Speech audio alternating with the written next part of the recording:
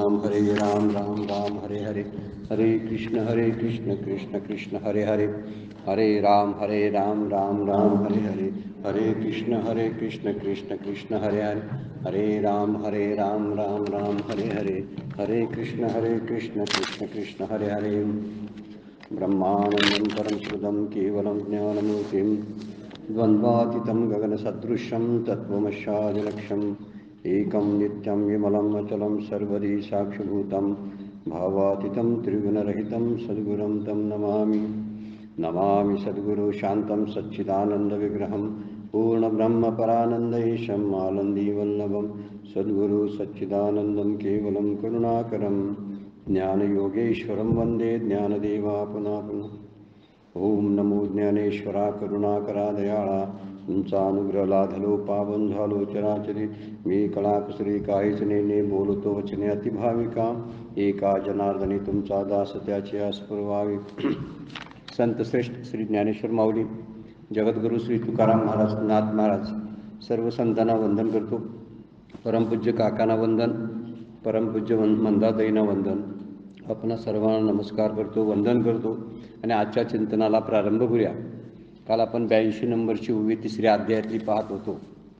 स्वधर्माचा अनुष्ठान कसा असायला पाहिजे याचं वर्णन केलेलं आहे।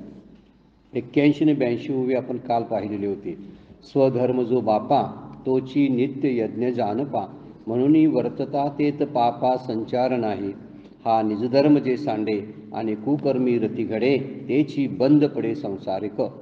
जे संसाराचा बंध म्हणजे जन्ममरणाचा बंध पडण्याचं कारण आहे स्वधर्माचं आचरण न करणं, स्वतःच्या कर्तव्यापासून परागमुख होणं, बाजूला जाणं, त्याकडे दुर्लक्ष करणं, आळस करणं, आपली स्वतःची कामं न करता दुसरं भलतं कार्य हातात घेणं, याला स्वधर्माचं अनुष्ठान सांडणं असा अर्थ आहे।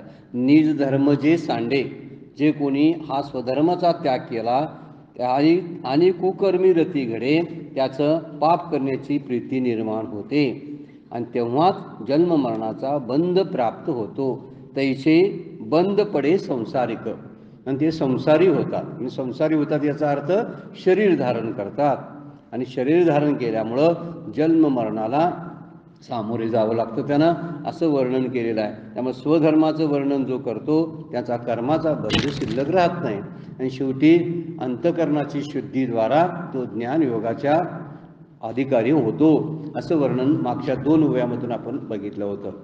83 नंबरची उभी आहे म्हणोनी। आता शब्द म्हणोनी वापरलेला आहे, म्हणून माऊली आता त्याचा वरच्या उभ्यांचा शेवट करताना म्हणोनी शब्द वापरतात माऊली नेहमी। हा निजधर्म जे सांडे आणि कुकर्मी रती घडे, तेची बंद पडे संसारिक, म्हणोनी स्वधर्मानुष्ठान ते अखंड यज्ञ याजन, जो करीत या बंधन काहीच न घडे। आता म्हणून जर संसारिक होणं असेल आणि बंधनात पडणं असेल तर त्याच्यापेक्षा काय करावं, स्वधर्माचं अनुष्ठान करावं। म्हणून स्वधर्माचरण जे आहे ते स्वतःच नित्ययज्ञ करणे आणि आपल्या संगतीत असणाऱ्या दुसऱ्या लोकांना यज्ञ करवणे, ते अखंड यज्ञ याजन, यज्ञ करणं आणि याजन करणं, जो करीत या बंधन काहीच न पडे। जो असा नित्य यज्ञ करतो त्याला कोणताच बंध संभवत नाही। म्हणजे जो स्वधर्माचं अनुष्ठान करतो त्याला बंधनाचा विचार करावा लागत नाही।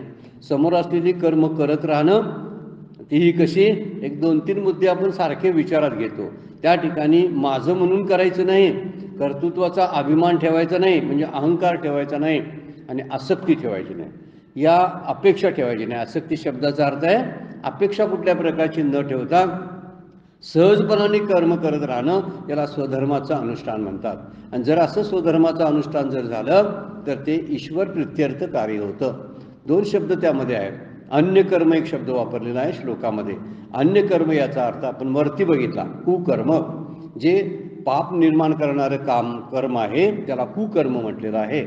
त्या कुकर्माला अन्य कर्म म्हटलेलं आहे। आणि दुसरं कर्म जे आहे, यज्ञार्थ शब्द पहिलाच आहे, यज्ञार्थ कर्मणो हा असा पहिला शब्द, आणि अन्यत्र लोकायम कर्मबंधना, जर इतर कर्म जर केलं तर लोकांना म्हणजे जे जीवन जगतात त्यांना कर्माचं बंधन पडेल। पण यज्ञार्थ कर्म जे करतात, आणि यज्ञार्थाचा अर्थ ईश्वर प्रित्यर्थ असा घेतलेला आहे। यज्ञ या शब्दाचाच अर्थ यज्ञ करणं, यज्ञ शब्द विष्णू या अर्थानं वापरलेला आहे.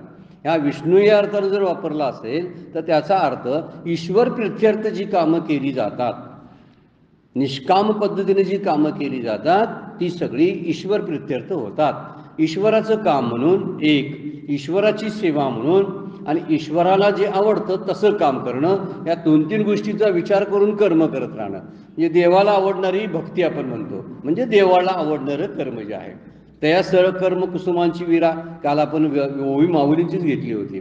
पूजा केली होय अपारा तोषा लागी, अशा प्रकारची पूजा त्याला आवडते. जशी पूजा त्याला आवडते ती निष्काम असणारीच आवडते आणि म्हणून निष्काम करणारा, कर्म करणारा तो स्वधर्मानुसार अनुष्ठान करतो. तो अखंड यज्ञ याजन, तो अखंड नित्यपणानं यज्ञ याजन करतो. आणि यज्ञ याजन शब्दाचा अर्थ इथं वर्णन करताना त्यांनी सांगितलेलं आहे, लोकांना यज्ञ करवणे होय, संगतीत असणाऱ्या दुसऱ्या लोकांना सुद्धा यज्ञ करविणे होय. म्हणजे दुसऱ्या लोकांचा विचार करून तो जगत असतो, त्यांच्याकडूनही तसली सत्कर्म करून घेत असतो. त्याचा अर्थ तो स्वधर्माचं आचरण करत असतो असं वर्णन केलेलं आहे. त्यामुळे जे ईश्वराच्या प्रित्यर्थ, ईश्वराच्या प्राप्तीसाठी जे कर्म केलं जातं त्या सगळ्या कर्मांना स्वधर्माचं अनुष्ठान करणं म्हणतात. त्या ठिकाणी हिंदू धर्म, इस्लाम धर्म, यहुदी धर्म असे वर्णन नाही आहे. सगळ्या धर्मात स्वधर्म आहे. मग तो इस्लाम असू दे, नाहीतर हिंदू असू दे, नाहीतर आणखीन कुठला असू दे, कुठल्याही धर्मामध्ये स्वधर्माचं अनुष्ठान आहेच.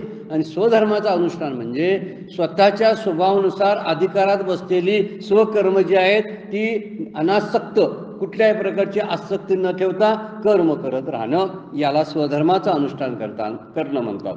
त्यामुळे ईश्वर प्रित्यर्थ जर कर्म करावी त्याचं कारण सांगितलेलं आहे. कर्तुम अकर्तुम अशी शक्ती असलेला ईश्वर आहे आणि त्याच्या सत्तेशिवाय काहीच घडत नाही. मग अशी महासत्ता ज्याला आपण म्हणतो, या महासत्तेच्या सेवा म्हणून आपण कार्य करायला पाहिजे. म्हणजे त्याला ईश्वर प्रित्यर्थ करणं, ईश्वर प्रित्यर्थ काम करणं असं म्हणावं लागतं. म्हणजे का तर ती शक्ती महान आहे. वर्णनच आहे भगवंताचं, महाशक्तिमान असा तो आहे. त्याच्याकडं कर्तुम अकर्तुम अन्यथा कर्तुम अशा तिन्ही शक्ती वास करतात. म्हणजे जे करता येणं शक्य नाही अशा गोष्टी, जे घडणं अशक्य आहे अशा गोष्टी भगवंताकडून केल्या जातात. आणि त्यामुळं त्याच शक्तीला शरण येणं ही गोष्ट फार महत्त्वाची आहे. म्हणून सगळी कामं करताना त्याला डोळ्यापुढं ठेवून काम करावं. तो माझ्याकडं पाहतो, मी बोललेलं ऐकतो अशा विचारानं बोलावं. असे डोळे उघडावेत की तो आता मी जे करायला लागलोय तिकडं त्याचं लक्ष आहे, अशा विचारानं आपल्या कामाला लागावं. म्हणजे ईश्वर प्रित्यर्थ काम करणं आहे. असं जर आपण करायला लागलो तर त्या शक्तीला आपण शरणागत आलो म्हणायला हरकत नाही, कारण ती शक्ती महाशक्तिमान म्हणलेलं आहे. असं केल्यामुळं होतंय काय, आपली कर्तृत्व भावना शिल्लक राहत नाही, मी करतोय असा भाव शिल्लक राहत नाही. त्यामुळं आपोआप आपला अहंकार कमी येतो. अहंकार कमी आलो की नम्रता येते आपल्याकडं. आणि सगळ्या जगाच्या दृष्टीनं म्हणजे भूतमात्राच्या दृष्टीनं नम्र होणं ही भगवंताची पूजा असते, असं वर्णन संतांनीच केलेलं आहे. तुकाराम महाराजांचा एक अभंग आहे, नम्र झाला भूता, भूता म्हणजे सगळ्या भूतमात्राशी, नम्र झाला भूता तेने कोंडिले अनंता, हेची शूरत्वाचे अंग, हेची शूरत्वाचे अंग दारिक आणिला श्रीरंग. वर्णन कसं तुकोबा करतात बघा. भगवंताला प्राप्त करण्याचा साधा सोपा उपाय कोणता असेल, सर्व भूतमात्राशी जो नम्र होतो तो. मग भूतमात्र म्हणजे जगातल्या सगळ्या याच्यावत सगळ्या वस्तू, व्यक्ती, वनस्पती काय असतील ते, पशु पक्षी प्राणी, या सगळ्या भूतमात्राशी नम्रपणानं वागणं म्हणजे ती श्रेष्ठ दर्जाची आहे. त्यांच्या आधारावर मी जगतो अशी कृतज्ञतेची भावना ठेवून जगणं म्हणजे सर्व भूतमात्राशी नम्र होणं असा अर्थ आहे त्याच्याशी. आणि म्हणून जो नम्र भूतमात्राशी होतो तो भगवंताला कोंडून ठेवतो असं संतांचं वचन आहे. म्हणून आपणही काय करावं तर ईश्वर प्रित्यर्थ काम करायचं. कारण काय आहे तर आपला अहंकार कमी व्हावा म्हणून ईश्वरासाठीच काम करत राहावं, ईश्वराला डोळ्यासमोर ठेवून काम करत राहावं. म्हणजे ते काम होत नाही, ते काम सांसारिक होत नाही, तर ते पारमार्थिक कार्य होतं. भगवंताला समोर ठेवल्यामुळं पारमार्थिक कार्य होतं आणि प्रपंचाला समोर ठेवल्यामुळं प्रापंचिक कार्य होतं. त्यामध्ये आसक्ती आहे आणि ह्याच्यामध्ये सुटणं आहे. म्हणून स्वधर्माचं आचरण जे आहे ते श्रेष्ठ दर्जाचं आहे असं म्हटलेलं आहे. जो करीत या बंधन काहीच न घडे, असा जो करतो त्याला कुठल्याही प्रकारचं बंधन पडत नाही. त्यामध्ये आणखीन एक भाव आहे की निरपेक्ष कर्मानं एक प्रकारचं निरपेक्ष कर्म होतं. कारण जेव्हा आपण भगवंताची सेवा म्हणून काम करतो त्यावेळी त्यामध्ये आपली अपेक्षा कुठली राहत नाही. त्यामुळे निरपेक्ष सेवा म्हणून आपण करतो. कर्म आणि सेवा यामध्ये फरक कसा पडतो बघा. सेवेमध्ये अपेक्षा नसते. कधी कधी कर्म जे आपण करतो त्या कर्मामध्ये अपेक्षा असण्याची शक्यता असते, पण यामध्ये मात्र सेवेमध्ये कुठल्या प्रकारची अपेक्षा नसते. आपण शिवगड येऊन काहीतरी झाडलोट करायला लागलो तर आपल्याला पगार मिळणार आहे म्हणून आपण करत नाही, असा मुद्दा त्यामधला आहे. म्हणजे शिवगडचं जी काय आपण सेवा करतो ती सेवामध्ये मोडलं जातं, ती काही चाकरी नसते, असा विचार त्यामध्ये करणं फार गरजेचं आहे. एखादा भक्त देवाची पूजा करतो आणि एखादा पगारी नेमलेला पुजारी देवाची पूजा करतो, या दोन्हीमध्ये फरक आहे. एकामध्ये पूजा करण्यामध्ये अपेक्षा आहेत, तो पूजा करत असतो ना त्यावेळी त्याच्यासमोर महिन्याचा पगार दिसत असतो, आणि भक्त जेव्हा पूजा करत असतो तेव्हा त्याच्यासमोर भगवंत असतो, त्याला भगवंत दिसत असतो. या दोन्हीमधला असा फरक आहे. त्यामुळं या ईश्वर प्रत्यर्थ कर्म केल्यामुळं का करावं कर्म, तर त्यामुळं अहंकारही कमी होतो, आणि दुसरी गोष्ट निरपेक्ष कर्मामुळे एक समाधानाची प्राप्ती होते. आपल्याला समाधान मिळतं. बरं झालं मी पुन्हा तरी सेवा केली. जात्याला एखाद्याला तहान दिलेला आपण आपल्या बॉटलमधलं पाणी दिलं तर त्याला बरं वाटतं. म्हणजे त्याला बरं वाटलं की त्याचं बरं वाटणं आपल्यासाठी बरं वाटणं असतं, त्याला समाधान म्हणतात. आणि हे समाधान जेव्हा प्राप्त होतं त्यामुळं आपण निरपेक्ष बुद्धीनं सगळं कार्य करत असतो. 12व्या अध्यायामध्ये फार सुंदर ओवी आहे, श्लोक आहे तो. अनपेक्ष शुचिर्दक्ष उदासीन गतव्यथा सर्वारंभ परित्यागी मदभक्त समय प्रिया. मला कुठला भक्त प्रिय आहे त्याचं वर्णन केलंय. त्यामध्ये पहिला शब्द अनपेक्ष शब्द वापरलेला आहे बघा. अनपेक्ष शब्दाचा अर्थ आहे कुठलीही अपेक्षा न ठेवता सेवा करणारा जो असतो तो मला प्रिय आहे. जयाच्या ठाई पांडवा अपेक्ष नाही रिगावा. जयाच्या ठाई माऊलींनी वर्णन केलेलं आहे. सुखाचा चढावा जयाचं असणे. ज्याला सुखाची वृद्धी होते त्याच्या अंतःकरणामध्ये कुणाला की ज्याच्या मनामध्ये अपेक्षा नसतात. जयाच्या ठाई पांडवा अपेक्ष नाही रिगावा. म्हणजे ज्याच्या ठिकाणी अपेक्षा अजिबात नसते त्याच्याकडं सुखाची वृद्धी होत असते. म्हणजे समाधान हळूहळू हळू वाढत असतं, कारण ती सेवाभाव त्यामध्ये असतो. म्हणून ईश्वर प्रत्यर्थ कर्म का करावं त्याचं ते एक कारण आहे की निरपेक्ष सेवेमुळे अखंड अशा समाधानाची प्राप्ती होते. आपल्या अपेक्षा आता संपलेले असतात, त्यामुळं अपेक्षाभंगाचं दुःख राहत नाही, राग द्वेष राहत नाही.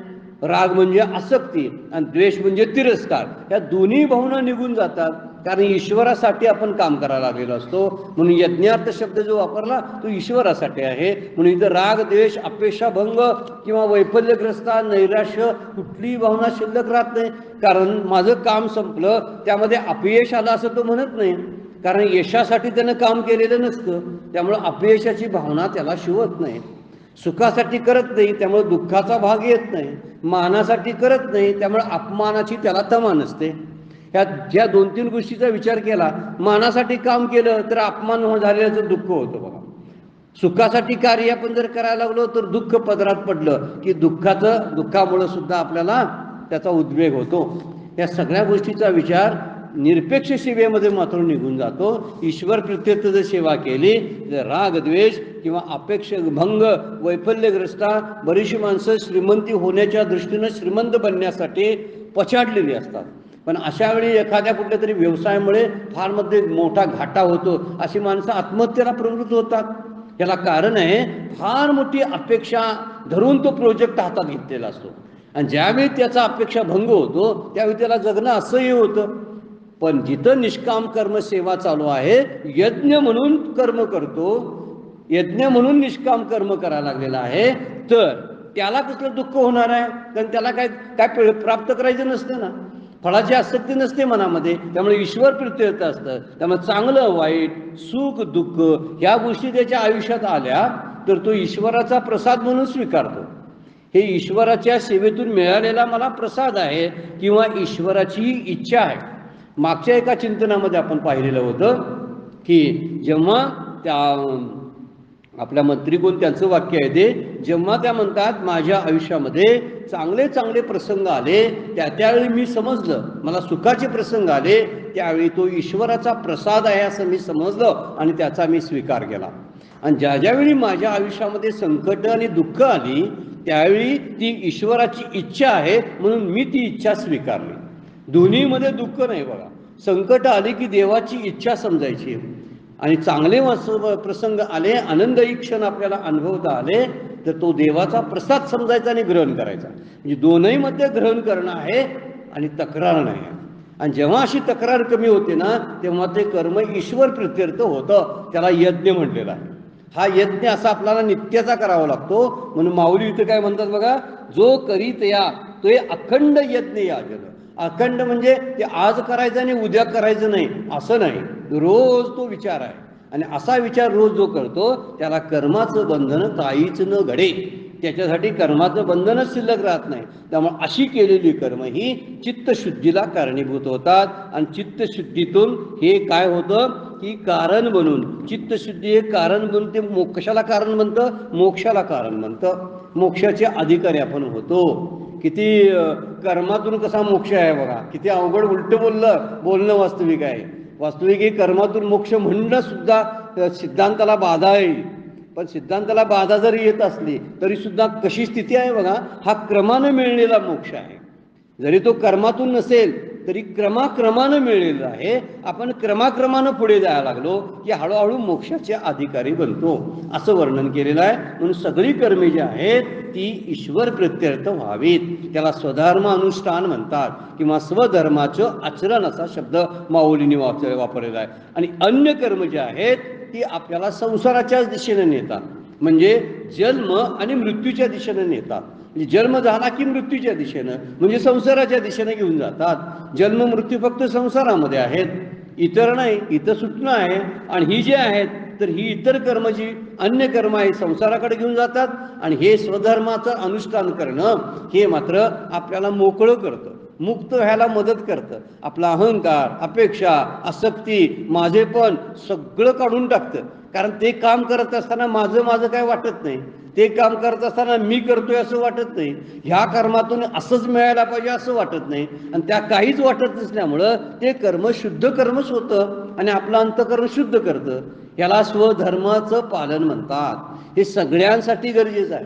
यासाठी कुणालाही स्वधर्म आहेच. म्हणजे कोण एकटं राहतं त्याला स्वधर्म आहे, संन्यासाचा सुद्धा स्वधर्म आहे.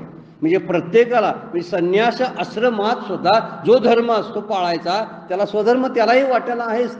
त्यानं जे काही नित्य नेहमी कर्म आहे ती करायलाच पाहिजेत ना. मग कुणाला सुटलेले नाहीत.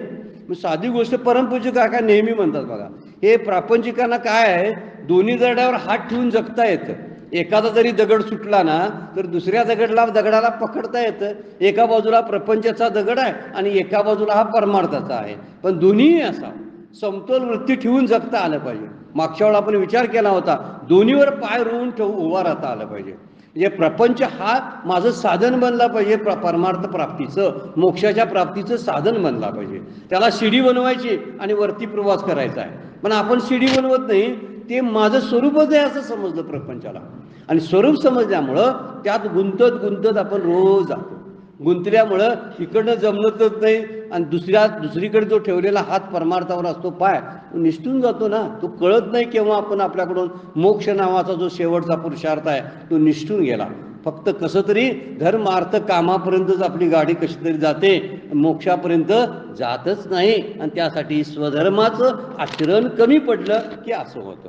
त्यामुळे धर्म सुरुवातीला सांगितलं आहे पुरुषार्थामध्ये, पण हा धर्माला धरून अर्थाने कामाचा भोग आहे. पण आपण ते विसरून जातो. धर्म पहिल्यांदा सांगितलं आहे पुरुषार्थामध्ये, त्याचं कारण ते आहे मधी अर्थाने काम ठेवलेले आहे. मधी म्हणजे त्यांना कंट्रोल ठेवता यावीत म्हणून. शेवटचा मोक्ष जर प्राप्त करायचा असेल तर धर्मानंच अर्थाचं ग्रहण करायला पाहिजे आणि धर्मानंच काम भोगला पाहिजे. दोन्ही गोष्टी जेव्हा धर्मानं आणि नीतीनं घडतात तेव्हाच खऱ्या अर्थानं स्वधर्म होतो आणि आपण चौथ्या मोक्षाच्या पायरीपर्यंत पोहोचू शकतो. चौथा जो पुरुषार्थ सांगितलाय तो तिथपर्यंत जाता येतो. म्हणून हे स्वधर्माचं आचरण जे आहे त्या ठिकाणी कुठल्याही प्रकारचा अहंकार न ठेवता आपण काम केलं पाहिजे. म्हणजे उदाहरणार्थ देवळात जायचं आहे, मंदिरात निघालो आपण, जायचं असेल तर चालाय तरी पाहिजे ना. अचानक गाभाऱ्यामध्ये कसा प्रवेश मिळेल? गाभारा जर ज्ञाननिष्ठा आपण समजली, दोन निष्ठा सांगितलेल्या आहेत. सुरुवातच आपण केली याची दोन निष्ठा सांगितलेल्या आहेत. एक कर्मयोगाची निष्ठा, एक ज्ञानयोगाची निष्ठा अगोदर भगवंतांनी सांगून ठेवलेली आहे. आणि कर्मयोगाच्या निष्ठेतूनच ज्ञानयोगाच्या निष्ठेत प्रवेश करायचा आहे. तसं मंदिराच्या गाभाऱ्यात जर प्रवेश करायचा असेल तर मंदिरापर्यंत तरी चालत जायला पाहिजे ना. म्हणून मंदिराच्या दिशेनं बरोबर प्रवास करत जाणं हा स्वधर्माचं आचरण करत अनुसरण केलेला कर्मयोग आहे. तिथंपर्यंत आपण गेलो. आणि गाभाऱ्यात प्रवेश करणं जे आहे ते ज्ञानयोगाचा अर्थ आहे. तो आपण ज्ञानयोगाची निष्ठा पालन केली असा त्याचा अर्थ होतो. पण देवळाच्या दिशेने तरी वाटचाल केली पाहिजे. आपण समजा चालतो, पण चालणं जर मंदिराच्या दिशेने नसेल तर, म्हणून मी कर्म करतो, कर्म केलं, मी मुलांना मोठे केली, सगळी केली, पण दिशा चुकली ना. मुद्दा हा आहे. मुद्दा कोणता आहे? कर्मयोगाची दिशा चुकता कामा नये. त्यांच्या रस्त्यावर अहंकार रहित अशी पाटी असते, त्या दिशेनं वाटचाल करावी लागते. निर्मम अशी एक पाटी असते, त्या पाटीच्या दिशेनं प्रवास करावा लागतो. कर्तृत्वाचा अभिमान नसायला पाहिजे, म्हणून तिथं निरासक्ती किंवा आसक्तीचा त्याग असला पाहिजे. अशा या पाट्या रस्त्याला दिसतात आणि त्या बाजूने प्रवास केला आपण की बरोबर मोक्षाच्या स्थानापर्यंत आपण पोचू शकतो, असा त्याच्यातला अर्थ आहे. म्हणून आपल्याला जर मंदिरात जायचं आहे तर दिशा जर चुकली तर चुकीच्या दिशेने केलेला प्रवास योग्य होत नाही. म्हणून प्रपंचाच्या प्रित्यर्थ केलेलं काम हे दिशाहीन काम आहे आणि भगवंताच्या प्रित्यर्थ केलेलं काम हे बरोबर दिशेनंच केलेलं म्हणजे योग्य दिशेने केलेली वाटचाल असते. आपण काय निवडायला पाहिजे? श्रेयस निवडलं पाहिजे, प्रेयस नाही. प्रेयसचा वापर कशासाठी करायचा? हे दोन शब्द उपनिषदामधले आहेत बघा, श्रेयस आणि प्रेयस. श्रेयस म्हणजे जे हितकारक आहे, जे आत्मकल्याणाचं आहे, त्याचीच निवड आपण केली पाहिजे. कारण आत्मकल्याण जे आहे ते मला आनंद देणार आहे. आणि इकडे प्रेयसचा जर विचार केला प्रपंचाचा तर यामध्ये आनंद प्राप्त होत नाही. म्हणून तो कशासाठी करायचा? पोट भरण्यासाठी प्रपंच करायचा. आणि अंतःकरण शुद्धीसाठी परमार्थाची गरज फार आहे. ह्यानं अंतःकरण शुद्धी होणार नाही. कितीही जन्म जरी प्रपंच केला आणि प्रत्येक जन्मात येऊन मुलांना जन्म दिला, त्यांना मोठं केलं, वाढवलं, प्रॉपर्टी कमावली, कारखाने काढले, सगळं केलं, एवढा पैसा कमवला, तेवढा केला, ह्या पलीकडे जाणंच नसतं ना. याला कुठंतरी लिमिटेशन्स असतात. पण मोक्षाची वाट जी आहे ती बरोबर आपल्याला योग्य दिशेनं घेऊन जाते. त्याच दिशेनं प्रवास करणं म्हणजे अहंकार विरहित चालणं. म्हणून चालणं हे योग्य दिशेनं व्हायला पाहिजे. मुद्दा लक्षात ठेवला पाहिजे बरं काय. कारण प्रपंचाच्या दिशेनं चालणं हे भरकटण्याची स्थिती आहे आणि मोक्षाच्या आणि आत्मकल्याणाच्या मार्गानं म्हणजे संतांच्या आणि शास्त्रविहित मार्गानं चालणं हे म्हणजे खऱ्या दिशेनं चालणं आहे. म्हणून जसं आपल्याला जर योग्य दिशेनं चालायचं असेल तर शास्त्रांना, संतांना, श्रीगुरूंनाच विचारलं पाहिजे की मी चालतोय ती दिशा बरोबर आहे का, मी अभ्यास करतोय तो बरोबर आहे का, मी असं नाम घेतोय, ध्यान करतोय ते बरोबर आहे का. कुणाला विचारणार आपण? तर संतांना विचारावं, शास्त्रांना विचारावं. आणि परमपूज्य मंदाताई म्हणतात सर्वोच्च न्यायालय श्रीगुरू आहे, त्यांच्याकडे आपली ही केस घेऊन गेलो पाहिजे की मला अशी अशी शंका आहे, त्याचं निरसन तुम्ही करू शकता. हे तिथंपर्यंत आपण जाता आलं पाहिजे. म्हणून योग्य दिशेनं वाटचाल ही मोक्षाच्याच दिशेनं असू शकते.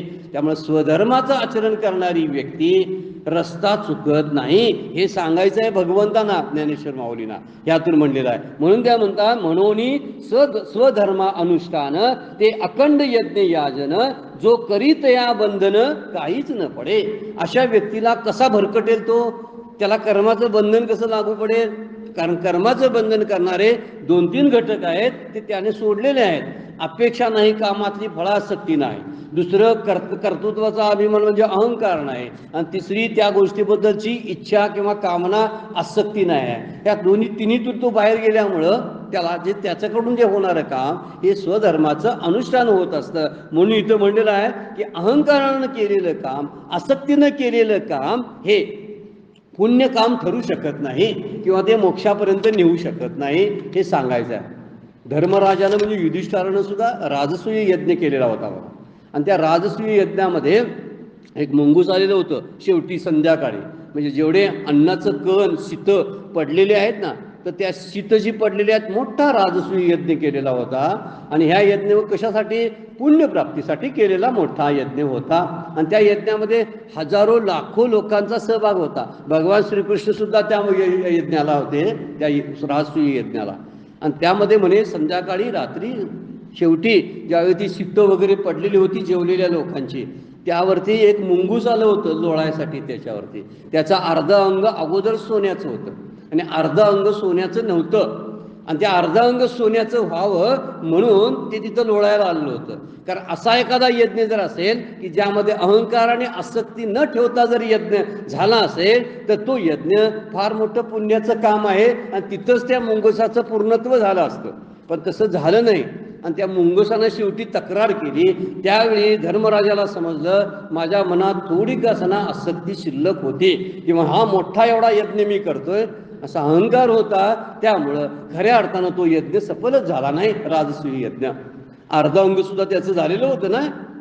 त्याची महाभारतामध्ये अगोदरची कथा आहे, आपल्याला बहुतेकाला ती ठाऊक आहे की ते एका की जे भिक्षा मागून ज्याच्यावरती जगत होतं असं एक दाम्पत्य आहे आणि ते भिक्षा मागून आणलेले पीठ खायचे आणि त्याच्यावरती गुजराण करायचे. पण एक दिवशी इतकी भूक लागलेली होती, उपवास सोडायचा होता, भिक्षेतून आणलेलं अन्न ते खायच्या तयारीत होते, तोपर्यंत एक याचक आला आणि त्या याचकाला ते सगळं पीठ द्यावं लागलं.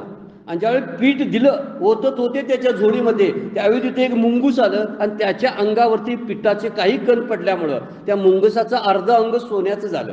केवढं मोठं पुण्य असेल त्यामध्ये हे लक्षात येतं, दानाचं पुण्य जे आहे. आणि अर्ध अंग सोन्याचं घेऊन ते जगत होतं आणि वाट बघत होतं असा कुठला यज्ञ होतोय का बघूया की ज्याच्यामध्ये आसक्ती नाही आणि अहंकार नाही, त्यामध्ये माझं उरलेलं अंग सुद्धा सोन्याचं होणार आहे. झालं नाही मात्र राजसूय यज्ञामध्ये. त्यावेळी भ्रमनिराश झाला युधिष्ठिरचा. महाभारतातली ही कथा आहे. सांगायचा मुद्दा हा आहे, ज्यावेळी कर्म करत असताना त्यामध्ये जर आसक्ती ठेवली, अहंकार ठेवला तर तो काम यज्ञ ठरत नाही, ते अपुरच राहतं काम. जसं मुंगूस अर्धवटच राहिलं तसं त्याला पूर्णत्वच येत नाही त्या कामाला. आणि पूर्णत्व म्हणजे काय तर मोक्ष मिळवणं ही जीवनाची पूर्ण अवस्था आहे. पूर्ण अवस्था त्याला म्हणायचं आहे. पौर्णिमेचा चंद्र असं वर्णन करतात ना संत. त्याचं वर्णन करताना 17वीचे स्तन्यदेशी अनुहुताचा हल्लुरुवस वर्णन केले माऊलींनी. 12व्या अध्यायामधल्या पहिल्या ओव्या आहेत, श्रीगुरूंच्या ओव्या ज्या आहेत त्या ओव्यामधून वर्णन केलेलं आहे की 17वीचं स्तन्य हे जे प्राप्त होणं म्हणजे 17वी शेवटची पौर्णिमेचा शेवटचं टोक असतं, ज्यावेळी चंद्र पूर्णत्वाला आलेला असतो. ती पूर्णतत्व आपल्या आयुष्यामध्ये जर भेटायचं असेल तर त्यासाठी आत्मज्ञानाचीच प्राप्ती व्हायला पाहिजे, तर जीवनाला पूर्णत्व येतं. मुंगुसासारखं अर्धवट जगणं नाही. अर्धवट असं नाही अर्धवट तसं, याचा अर्थ आपण इकडं तिकडं काहीतरी करतो, त्यामुळे अनुष्ठान आपली चुकतात. आणि म्हणून इथं सांगितलेलं आहे की आपलं कर्म जे आहे ते व्यवस्थित पूर्ण करता आलं पाहिजे. 84 नंबरची ओव्या. हा लोक कर्म बांधिला जो परतंत्र आभुलला तो नित्य यज्ञात चुकला म्हणून या माऊली वर्णन करतात बघा. जो हा प्राणीवर्ग आहे, लोक म्हणजे प्राणीवर्ग, लोक म्हणजे माणसं, जगातली माणसं, कर्मे बांधिला तो मुळात मनुष्य देहात असतानाच आपण प्रकृती परतंत्र आहोत. आपणास आत्यंतिक कर्मत्याग संभवत नाही या गोष्टीच विसरलेला असतो. मला कळत नाही की आपण प्रकृतीच्या अधीन आहोत. याच्यावरती आपण ओव्या घेतलेल्या आहेत बघा. प्रकृतीच्या अधीन असल्यामुळं सगळी कर्म जी आहेत मी करतो म्हणायला जागा शिल्लक राहत नाही. आपल्यातले 3 गुणातला कुठला गुण काय असेल ना तशी कर्म घडत राहतात. आपल्याकडे काय चालतच नाही त्यावेळी. फक्त क्रियमान स्वातंत्र्य थोडंसं आपल्याकडे ठेवलेलं आहे. त्या कामात काहीतरी थोडासा बदल करून करता येईल की ज्यामुळं माझं समाधान टिकून राहील. पण सगळा माणूस जो आहे तो कर्म प्रकृती अधीन आहे. म्हणून इथं म्हणतात लोक कर्मे बांधिला जो परतंत्रा भुलला, म्हणजे त्याला तो गोष्टीला विसरलेला असतो की आपण परतंत्र आहोत. जगामध्ये काय म्हटलेलं आहे की सुधीर फडक्यांचं गाणं आहे, जगी पुत्र मानवाचा पराधीन आहे जगती, पुत्र मानवाचा दोष ना कुणाचा. कुणाचा दोष मानायचा? आपल्या केलेल्या कर्माचा दोष आहे. आणखीन कुठले दोष आहेत? कुठल्या नातलगांना नावं ठेवायची, कुणाला म्हणायचं काय, कुणाला काय म्हणायचं नाही, हा दोष माझ्या कर्मातला आहे. याचा अर्थ मी प्रकृती अधीन आहे असं लक्षात ठेवून कर्म करत राहायचं. हा विसरला त्यामुळे स्वधर्मरूप नित्ययज्ञ करण्याचे चुकला, म्हणून तो पापक्रमाने बांधला गेला. त्याला कळलं नाही की मी प्रकृतीच्या अधीन आहे, त्यामुळं मीच काम करतो अशा भ्रमानं काम करू लागला. त्यामुळं त्याच्याकडून स्वधर्माचं आचरण जे होते, स्वकर्म होतं ते चुकलं आणि मायेच्या पाशात अडकला. एवढंच गोष्ट घडलेली आहे. म्हणजे मायेची खरी ओळख त्यामुळे झाली नाही. स्वधर्माचं पालन करताना तो मायेच्या पाशेत अडकत नाही असं शास्त्राचं विधान आहे. त्यामुळं इथं अजून आपण परमार्थाचं फार कमी बोलायला लागलोय बरं का. सगळं हे प्रापंचिक बोलणं चालू आहे आणि प्रापंचिकातूनच कशी मोक्षाची वाट पकडता येते याचा विचार माऊली सांगायला लागलेले आहेत. म्हणजे स्वकर्म स्वधर्म आचरण याला जे शब्द वापरलेले आहेत, यज्ञ असे शब्द वापरलेले आहेत, हे फक्त त्याच वाटचालीचा एक भाग आहे. त्यामुळे स्वकर्म चुकलं की मायेच्या पाशेमध्ये अडकतो. कारण कर्तृत्व अभिमान टाकणं, फळावर सर्वांचा हक्क अशी कृतज्ञता आपण ठेवत नाही. थोडी सुद्धा कृतज्ञता आपल्याकडे नसते. मी करतोय म्हणूनच झालं. एक साधा जर घास गिळायचा असेल आपल्याला जेवणाचा, तर त्यासाठी कुणाकुणाचे कष्ट असतात घास गिळताना आपल्याला आठवायला पाहिजे. आपण म्हणतो हे माझं अन्न आहे, कधी कुणाचं अन्न आहे, कुणी पिकवलं होते, कुठल्या शेतकऱ्याच्या शेतातून आलेलं हे धान्य मी खायला लागलोय, ते कोणत्या वाहनानं इथंपर्यंत आलं, कोणत्या व्यापाऱ्यानं विकत घेतलं, कोणत्या हमालानं ते पोतं खाली उतरलं, कोणत्या दुकानदारानं ते विकत घेतलं, ते साठवण्याचं काम कोणत्या दुकानदारानं केलं, ते पिशवीतून आणून माझ्या घरात कुणी दिलं, ते शिजवलं कुणी, शिजवण्यासाठी लागलेला अग्नी कुठला आला, कुणी केलं. मी म्हणतोय मी केलं. किती गंमतशीर बोलतोय बघा आपण, खूप चुकीचं बोलतोय. त्यामुळे कृतज्ञता राहत नाही जगण्याविषयीची. जीवनाविषयीची कृतज्ञता ज्याच्या मनामध्ये आहे त्याला कधीच कर्तृत्वाचा अभिमान येणार नाही. मी करतोय असं केव्हाच वाटणार नाही. कृतज्ञता म्हणजे काय, या माझ्या कार्यासाठी, मला जगवण्यासाठी अनेकांचे हात कामाला लागलेले आहेत. त्यामुळे मी माझा स्वतंत्रपणाने जगू शकत नाही, मी प्रकृतीच्या अधीन आहे हे समजून घेतलं पाहिजे. आणि जेव्हा आपण असं समजून घेतो ना, त्यावेळी मीच करतोय, माझ्याशिवाय होत नाही, किंवा ते मलाच करावं लागतंय, या गोष्टी चुकीच्या आहेत, भ्रम आहे, हे आपल्या हळूहळू लक्षात येतं. त्यामुळे कर्तृत्वाचा अभिमान टाकणं हा विसरून गेला त्या नादामध्ये. प्रकृती अधीन आपण आहोत हे विसरून गेला. त्यामुळे स्वकर्माला भुलला म्हणजे चुकला होतो. नित्य यज्ञा ते चुकला म्हणून या. यज्ञ कुठला, स्वधर्म आचरण करणं हा यज्ञ, त्या यज्ञाला तो चुकला. एवढं सगळं सिस्टमॅटिक शास्त्रानं सांगून सुद्धा चुकला की प्रकृती अधीन आपण आहोत हे त्याने विचारात घेतलं नाही. त्यामुळे आपल्या जगण्यासाठी अनेकांची मदत असते, अनेकांचे उपकार माझ्यावरती असतात. नका देवाचा उपकार मानू, पण तुमच्यापर्यंत आणलेलं अन्न, तुमच्यापर्यंत आलेला कपडा हा कुठून कुठून आला याचा विचार तरी करायला पाहिजे ना. आपण म्हणतो हे मी आणलाय विकत. अहो बरोबर आहे, पण कुणाकुणाचे कष्ट आहेत त्यामध्ये. सगळ्यांना आपण धन्यवाद द्यायला पाहिजे. ज्यावेळी आपण तो कपडा वापरतो त्यावेळी म्हणायला पाहिजे धन्य तो वस्त्र निर्माण, कापूस निर्माण करणारा, धन्य तो कारखानदार ज्यानं तो सूत निर्माण केलं, धन्य ते कापडवाले ज्यांनी त्यांना रंग दिला, ते मागवाले कोण असतील ते, किंवा कारखाना टेक्स्टाईलवाले कोण असतील, सगळ्यांना धन्यता द्यायला पाहिजे ना. पण आपण म्हणतोय काय, मी कापड विकत घेतलंय, हा माझा कपडा आहे असं आपण म्हणतो. आणि त्यासाठी आपल्याला देवयज्ञ, पितृयज्ञ, भूतयज्ञ, मनुष्ययज्ञ, हे ब्रह्मयज्ञ, खूप यज्ञ सांगितलेले आहेत बघा. त्याचे पोट प्रकाराने यज्ञाचे आहेत. आपण पुढच्या टप्प्यात बघणार आहोत ते. म्हणजे भूतयज्ञ म्हणजे नेमका काय, मनुष्ययज्ञ म्हणजे काय जरा बघायला लागणार आहे. कारण आपल्या जगण्याशी ती संबंधित गोष्ट आहे. त्यासाठी या यज्ञांचा गरज आहे. हे यज्ञ करायला लागतात. आणि यज्ञ म्हणजे नुसतं तो ती समिधा पेटवणं आणि त्यावरती काहीतरी असं काहीतरी तूप वगैरे जाळणं हा मुद्दा तिथं गीताकारांनी घेतलेला नाही. शेवटपर्यंत 18व्या अध्यायापर्यंत तू कामच केलं पाहिजेस, तू कर्माचाच अधिकार आहेस असं 1000 वेळा पटवून दिले भगवंताने अर्जुनाला. याचा अर्थ असा होतो आपण काम सोडून चालणार नाही. काम सोडून याचा अर्थ जोपर्यंत ती निष्कर्मी स्थिती आली, पण निष्कर्मी स्थितीला आलेले तरी कुठं काम सोडतात. काम सोडणं म्हणजे काय निष्कर्मी स्थिती आहे ना. मागच्या वेळा आपण म्हणलेलं आहे हे न कंचित क्षणमपी जातो असा श्लोकच आहे. एक क्षण सुद्धा जात नाही की ज्यामुळे कर्म घडत नाही. मग कर्म निष्कर्माला तरी कुठलं चुकलं. जो निष्कर्मी स्थितीमध्ये आलेला आहे त्याला सुद्धा कर्म चुकत नसेल तर मला कर्म सोडता येईल का, नाही. पण त्यासाठी ह्या यज्ञांचा वापर करता आला पाहिजे. कुठेही काहीतरी घडत असेल तर त्याला बरेचसे माझ्या पाठीवर माझ्यावर उपकार कुणाचे तरी आहे. साधा विचार केला ही किती तीव्र किरण असतात सूर्याची. आता शास्त्रज्ञांनी सिद्ध करून दाखवलेलं आहे की सूर्याच्या खाली एक ओझोनचा थर आहे आणि ओझोनच्या थरामुळं आपल्यापर्यंत येणारं लागणारं तेवढीच उष्णता खाली येते. नाहीतर सगळे जळून सृष्टी गेली असते जर ओझोनचा थर नसता तर. आणि आपण काय म्हणतोय, मला बरं वाटतंय म्हणजे माझ्याकडे सगळं व्यवस्थित आहे म्हणून. अजिबात नाही. माझा एसी चालू आहे, फॅन चालू आहे म्हणून मला बरं वाटतंय, नाही. ओझोनचा थर आहे म्हणून व्यवस्थित सगळं चालू आहे. किती गंमतशीर गोष्ट आहे बघा. या सगळ्याचा विचार जर आपण करायला लागलो तर आपण किती भूतमात्राला शरण यायला पाहिजे बघा.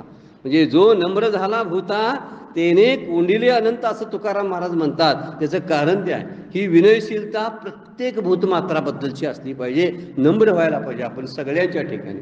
बरीचशी माणसं अशी असतात बघा, की अगदी अंथरूण काढत असताना, अंथरुणाला घड्या घालत असताना अंथरुणाला नमस्कार करायचा.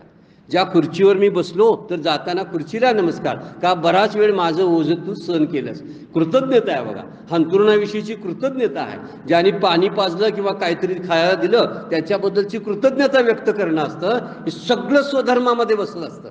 आणि जर इथं कृतज्ञ नसलो, आपण कृतज्ञ जर बनलो, तर स्वधर्माचं अनुष्ठान करायला आपण चुकलो असं ज्ञानेश्वर माऊली म्हणतात. कारण त्याला प्रकृती अधीन आपण आहोत हे लक्षात ठेवलं नाही. त्यामुळं सगळं जे चाललंय, सूर्याचा प्रकाश, नदीचं वाहनं, ते पाणी, सगळं असणं, माती आहे, प्रकाश आहे, हवा आहे म्हणून मी जगतो. मी काय म्हणतोय, मला पगार आहे म्हणून मी जगतो. चुकीचं कसं बोलतोय बघा मी. मी पगार आहे, माझ्याकडे धनधान्य आहे म्हणून मी जगतो. नाही, हवा आहे, प्रकाश आहे, सूर्य आहे, पाणी आहे म्हणून मी जगतो. मग ज्याने हे कुणी दिलं त्याला नमस्कार करायलाच पाहिजे रोज उठल्याबरोबर, आणि त्याचं नाम घ्यायलाच पाहिजे. का? तो श्वास पुरवतो ना, माझं अन्न पचन तो करतो, रक्ताभिसरण तो करतो. मी काय करतो सांगा? भले काय लढाया करत असतील ते करू, पण रक्ताभिसरण मी करतो का? काय माझ्या अन्नाचं पचन मी करतोय? माझ्यात खूप ताकद आहे, मी शूरवीर आहे, तरी सुद्धा माझं रक्ताभिसरण करायसाठी कुणावर तरी अवलंबून राहावं लागतं. किती अवघड आणि उपकारांमध्ये आपण असायला पाहिजे बघा. म्हणून प्रत्येका ठिकाणी काय तुझे उपकार सांगू पांडुरंगा, या जगा माझी आता नव्हते ठाऊक ऐकले नाही, न मागताही दान दिले. तुकाराम महाराजांचा अभंग आहे, तुझ्या उपकाराचं काय वर्णन करावं. म्हणून त्याच्या उपकारात आपण असतो. मग या उपकाराचं कृतज्ञ जर उतराई व्हायचं असेल तर काय करावं? त्याचं नाम घ्यावं, त्याचं नेहमी त्याच्याबद्दलची कृतज्ञता दाखवावी. तू आहेस माझ्याजवळ म्हणून मी जगतो, माझा प्रपंच तुझ्या आधारावर चालतो, असं सारखं मनाशी वाटलं पाहिजे ना. ह्याला म्हणायचं ईश्वर प्रित्यर्थ यज्ञ करणं. हा यज्ञ आहे, पण तो खरा यज्ञ आपण मुकलो त्याला, कारण आपण भुललो म्हणून सांगितलंय माऊलीने. मायेच्या पाशात अडकल्यामुळं आपण भुललो. म्हणून आपल्याला कर्तृत्वाचा अभिमान नको पाहिजे, कारण आपण सृष्टीतील प्रत्येक घटकाशी कृतज्ञ असलो पाहिजे. आणि रोज कुणाला तरी काहीतरी देण्याची इच्छा जवळ बाळगली पाहिजे. ही गोष्ट फार महत्त्वाची आहे बरं का. आपल्याकडे जे येतं ते द्यायसाठी येत असतं, मलाच नुसतं घ्यायसाठी नाही. आपल्याला वाटतंय असू देत. माणूसच असा प्राणी आहे की तो आपलं झालं की संग्रह करतो, त्याला परिग्रह करणं आपण म्हणतो बघा. आपलं झालं ना, पोट भरलं की उरलेलं राखून ठेवतो. का? तर ते कुणाला तर द्यायला नाही, मलाच कत्री असू दे, माझ्याच मुलाबाळानं असू दे. आपण दुसऱ्याचा विचारच करत नाही. पुढं आपण जाऊन दे यज्ञाचा विचार करणार आहोत. दुसऱ्यांचा विचार मनामध्ये सतत असणं हे स्वधर्माचं आचरण आहे. पण आपण दुसऱ्याचा विचार करत नाही, आपल्यापुरता करतो. जसं आपण घेतो तसं आपण देत राहिलं पाहिजे. घेणं देणं असलं की स्वच्छ राहतं. पाण्याचं वाहन असलं की पाणी स्वच्छ राहतं. पाणी साचून राहिलं तर त्याचं डबकं बनतं. म्हणून साठवायची फक्त इच्छा ही माणसाला आहे. पक्षी अजगर न करी संचित तयाशी अनंत प्रतिपाळी. तुकाराम महाराजांचा अभंग आहे. पक्षी किंवा अजगर, साप संचन करत नाहीत, काही साठवून ठेवत नाहीत. चिमणीला सगळे 4 दाणे टाका समोर तिच्या, खाते, पोट भरलं उडून जाते. ते दाणे परत गोळा करून पंखातून आपल्या पोराबाळानं घेऊन जात नाही. ती किती घेण्यासारखं आहे बघा त्यांच्याकडून. ते खातात, पोट भरलं की त्यांचा विषय संपतो, ते झोपतात, निवांत होतात. आपण तसं करत नाही. आपलं पोट भरलं की आणखीन कुणाच्या तरी पोटांचा विचार करत बसतो, जे आपल्यावरती अवलंबून आहे. दुसऱ्यांना नाही बरं का, आपल्या स्वार्थाचाच विचार आपला असतो. म्हणून देणं घेणं चालणं फार गरजेचं आहे. म्हणून दुसऱ्यासाठी कोणत्याही अपेक्षेशिवाय जे कर्म केलं जातं त्याला यज्ञ शब्द वापरलाय माऊलीने. म्हणून तो यज्ञ असायला पाहिजे. म्हणून माझं श्वास घेणं आहे, पाणी पिणं आहे, मी प्रकाश वापरतो, सगळी हवा वापरतो, परत काय देतो देवाला? तर देव काय मागत नाही परत, पण त्याच्याबद्दल कृतज्ञ तरी राहा. एखाद्याला थँक्यू म्हणलं तर किती बरं वाटते बघा. थँक्यू न म्हणता आपण पुढे गेलो की त्याला किती वाटतंय वाईट. मग देवाला किती वाईट वाटत असेल. रोज मी कधीच थँक्यू म्हणत नाही. थँक्यू शब्दाचा अर्थ मी कृतज्ञ राहत नाही आणि त्याची आठवण काढत नाही, ज्यानं मला दिलं त्याची. एखाद्या माणसानं जरी मदत केली तर आपण जर सज्जन असू तर त्याची आठवण काढतो, त्या माणसानं मला मदत केली म्हणून. आणि देव रोज क्षणाक्षणाला मला मदत करत असतो ह्या रूपानं, निसर्गाच्या रूपानं. शरीर मला दिले ते शरीर चालवण्यासाठी. चाले हे शरीर कुणाचे सत्य, कोण बोलवितो हरिविन, तुकाराम महाराज म्हणतात. वृक्षाची पाने हरी तिची सत्ता, मग राहिली अहंता मग कोठे. कसला अहंकार बाळगून राहतोस तू, असा प्रश्न विचारलाय तुकाराम महाराजांनी अभंगातून. म्हणून भगवत प्रत्यर्थ जे काम आहे तेच खरा यज्ञ असतो. मग त्या यज्ञामधल्या समिधा कुठल्या असायला पाहिजे, आपलं ममत्व त्यामध्ये टाकावं समिधा म्हणून जाळायसाठी. आपला अहम मम त्यामध्ये टाकला पाहिजे, आपला अहंकार त्यामध्ये जाळला पाहिजे. परमपूज्य काका नेहमी त्या तुकाराम महाराजांचा अभंग द्या म्हणून त्या सांगतात काय, तेल जाळलेले तांदूळ आणि कुठले खळ, काम क्रोध तैशीची खळ. वर्णन करतात बघा काय संविधा घालली यज्ञामध्ये. तेल जाळलं, तांदूळ जाळलं, तूप जाळलं, अरे पण अहंकार तसाच राहिला आणि क्रोध तसाच राहिला. तो पहिल्यांदा जाळ, म्हणजे खऱ्या अर्थानं यज्ञ पूर्ण होईल, पूर्णत्वात जाईल. पण ते तसंच ठेवतोय आपण. आणि सगळ्या पूजा करताना सुद्धा अहंकार असतो. किती सुंदर मी किती रुपयाची उदबत्ती आणलेली आहे, ही लांबून आणलेली आहे, ती जाताना देव म्हणतोय बरं केलं बाबा, तू मोठा भक्त आहेस, माझ्यासाठी एवढी उदबत्ती आणलीस. सगळ्या ठिकाणी अहंकारच. म्हणजे पूजा करताना पण अहंकार, काही करताना अहंकार. हा जेव्हा अहंकार निघून जाईल तेव्हा भगवंत प्रित्यर्थ काम होतील. माऊली म्हणतात आता एचे विषयी पार्था, आता याविषयी तुझं सांगेन मी एक कथा. आता तुला एक मी कथा सांगतो असं म्हणतात. जे सृष्ट्यादी संस्था ब्रह्मेने केली, आता तुला याविषयी कथा सांगतो. जेव्हा ब्रह्मदेवाने उत्पत्ती स्थिती लयासह जगाचा आकार निर्माण केला, त्याची एक कथा मी आता तुला सांगणार आहे. आता पुढच्या श्लोकापासून आणि ओव्यांपासून ते सांगायला चालू करतील. आजची वेळ संपलेली आहे. आजची सेवा सद्गुरूंच्या चरणी, भगवान माऊलींच्या चरणी अर्पण करतो. विरांगूया. पुंडलिक वरदा हरी विठ्ठल श्री ज्ञानदेव तुका.